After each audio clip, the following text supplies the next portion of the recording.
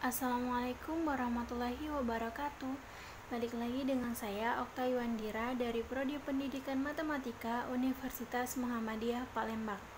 Nah, di video kali ini kita akan membahas tentang syarat dan kriteria pengembangan media pembelajaran serta langkah-langkah pengembangan media pembelajaran.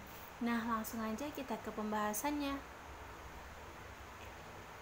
Yang pertama, syarat pengembangan media pembelajaran. Ada visible atau mudah dilihat. Artinya media yang digunakan harus memberikan keterbacaan bagi orang lain yang melihatnya. Yang kedua, ada interesting atau menarik, yaitu media yang digunakan harus memiliki kemenarikan sehingga yang melihatnya akan tergerak atau terdorong untuk memperhatikan pesan yang disampaikan melalui media tersebut. Ketiga, ada simple atau sederhana, yaitu media yang digunakan harus memiliki nilai kepraktisan dan kesederhanaan sehingga tidak berakibat pada inefisiensi dalam pembelajaran. Yang keempat, ada useful atau bermanfaat, yaitu media yang digunakan dapat bermanfaat dalam pencapaian tujuan pembelajaran yang diharapkan. Kelima, ada akurat atau benar. Media yang dipilih harus benar-benar sesuai dengan karakteristik materi atau tujuan pembelajaran. Atau dengan kata lain, media tersebut benar-benar valid dalam pembuatan dan penggunaannya dalam pembelajaran. Yang keenam, ada legitimate atau sah. Masuk akal, artinya media pembelajaran dirancang dan digunakan untuk kepentingan pembelajaran oleh orang atau lembaga yang berwenang, seperti guru misalnya. Yang ketujuh, ada structured atau terstruktur. Artinya, media pembelajaran baik dalam pembuatan ataupun penggunaannya merupakan bagian tak terpisahkan dari materi yang akan disampaikan melalui media tersebut. Nah, selanjutnya ada kriteria pengembangan media pembelajaran. Yang pertama, ada access. Artinya, media yang digunakan dapat tersedia, mudah, dan dapat dimanfaatkan oleh siswa. Yang kedua, ada cost.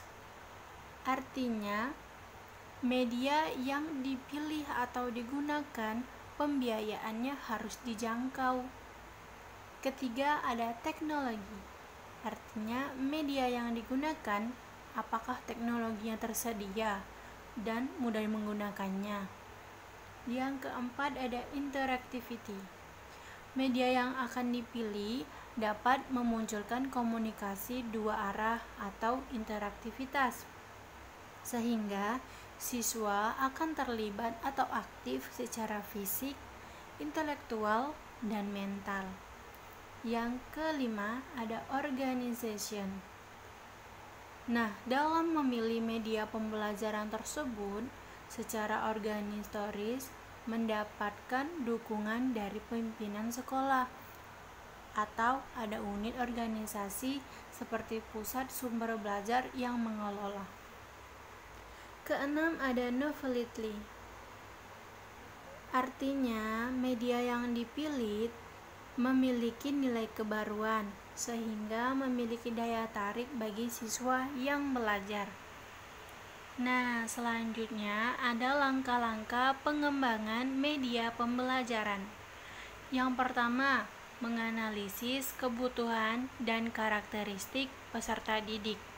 Nah, yang dimaksud di sini menganalisis kebutuhan adalah mengamati kesenjangan antara apa yang dimiliki peserta didik dengan apa yang diharapkan, dan ini dilakukan untuk mengetahui media yang dirancang oleh seorang guru atau dosen dapat dimanfaatkan oleh siswa atau mahasiswa dengan sebaik-baiknya.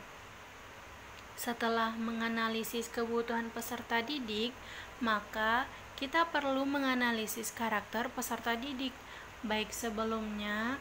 Penelitian ini dapat dilakukan melalui proses dengan menggunakan tes yang sesuai dengan apa yang diinginkan. Langkah ini dapat disederhanakan dengan cara menganalisa topik-topik materi yang akan diajar yang dipandang sulit dan memerlukan bantuan media, sehingga pembelajaran yang dirancang dapat berjalan sesuai dengan apa yang tujuan yang akan dicapai. Yang kedua, merumuskan tujuan instruksional atau instruksional objektif secara operasional dan jelas. Untuk dapat merumuskan tujuan instruksional dengan baik, ada beberapa ketentuan yang harus diingat, yaitu berorientasi pada kepentingan siswa, bukan pada guru.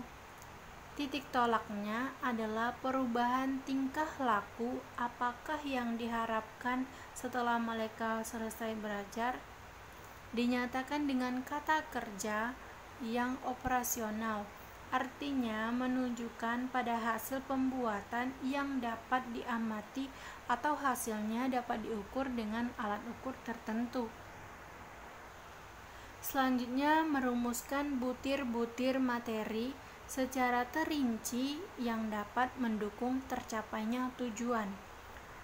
Nah, penyusunan rumusan butir-butir materi adalah dilihat dari sub kemampuan atau keterampilan yang dijelaskan dalam tujuan khusus pembelajaran, sehingga materi yang disusun adalah dalam rangka mencapai tujuan yang diharapkan dari kegiatan proses belajar mengajar tersebut.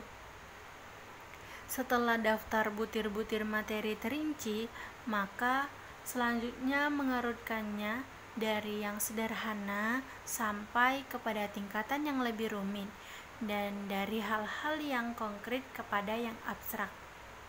Selanjutnya, mengembangkan alat ukur keberhasilan. Alat ukur keberhasilan setidaknya dikembangkan terlebih dahulu sebelum naskah program ditulis. Alat ukur tersebut dibuat secara teliti dan direncanakan sebelum kegiatan belajar dilakukan. Alat ukur hasil belajar dapat berupa tes, penugasan, atau daftar cek pribadi, dan sebagainya. Sebagai pedoman dalam pembuatan alat ukur yang baik, sebaiknya setiap kemampuan dan keterampilan yang mendukung tercapainya tujuan instruksional khusus yang dijadikan bahan tes atau daftar cek pribadi. Nah, selanjutnya menulis naskah media.